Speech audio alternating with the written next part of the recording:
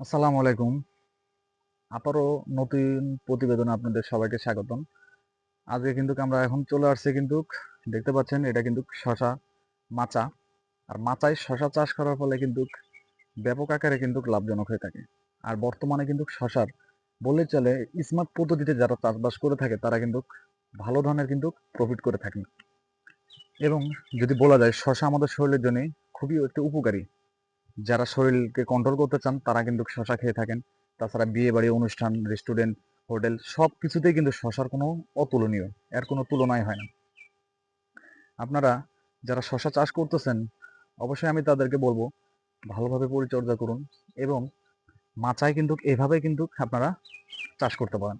মাচায় চাষ করার ফলে কি হচ্ছে আপনাদের একটু দেখাই, যদি একটু এই যে এইভাবে যদি দেখাই দেখতে পাচ্ছেন মাচা চাষ করার ফলে শশাগুলোর কিন্তু সাইজটা খুব ভালোভাবে আসতেছে এবং তার কিন্তু পোকামাকড়ের আক্রমণ থেকে খুব কম হচ্ছে।